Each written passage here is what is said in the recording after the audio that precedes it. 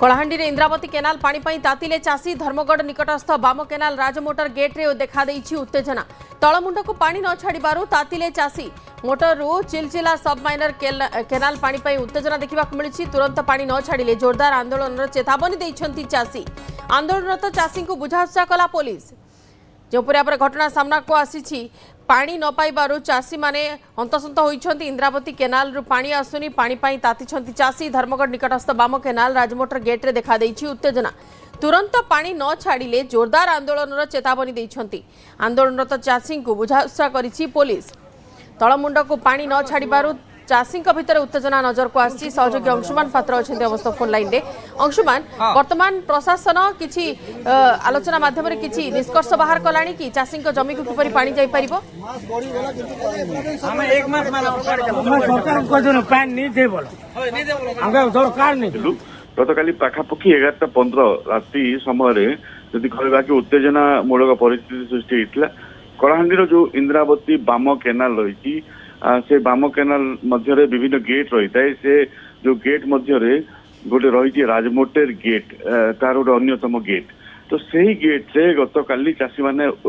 उत्तेजित हो पड़ते तार कारण थिला कि तलमुंडर जो चाषी मान रही कि जो चिलिचिला अंचल जो चाषी मैंने रही से आज को पाखापाखि 20 दिन है पानी पारुना तो से बारंबार से विभागीय कर्तृपक्ष को जनइंट प्रशासन को जनइंट किंतु से कौन सुफल मिल पारु ना जेहेतु देखो बर्तमान रबी धान चाष आरंभ हो जाए बर्तमान धान गचर फल फड़ा समय यही फल फड़ा समय पानी नितांत आवश्यकता रही किंतु आज को 20 दिन है से पानी पाई पारना सी आखपाखर केवल गोटे गाँ नुह आखपाखर 5-7 गाँव शह शह चाषी ए क्षतिग्रस्त होती जेहेतु धान गछ सब मरवा बसला या गत काली जिते खबर पाई कि गेट रे कौन व्यक्ति मैंने से गेट को बंद कर दौरान तलमुंड को पानी छाड़ापी से ही जाशुणी विरोध कर अटके दौरान गेट को पकड़ दौरान या राति चाषी मैंने जगिवाई आते यही परिस्थिति जिते जगिवाई आसवा समय से देखी पुणी से गेटा पड़ जाए माने जो किसी सेठिकार लोक थे जो माने कि से गेट को पकड़ देते किंतु आइडेंटिफाई कर पार नथिले से चाषी मैंने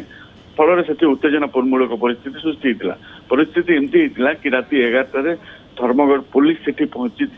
परवर्त समय चाषी मैंने विभाग अधिकारी सांगे फोन में कथा विभाग अधिकारी फोन में प्रतिश्रुति देते कि आसंता काली ठारू केमती से अंचल को पानी जीव तापर ही राति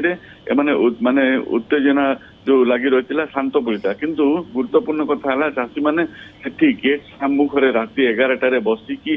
हल्ला करते गोटे जिद थिला कि आम तलमुंड को जब पानी न जीव ताहले आम गेट रु उठिबू नहीं किंतु परवर्ती समय कौन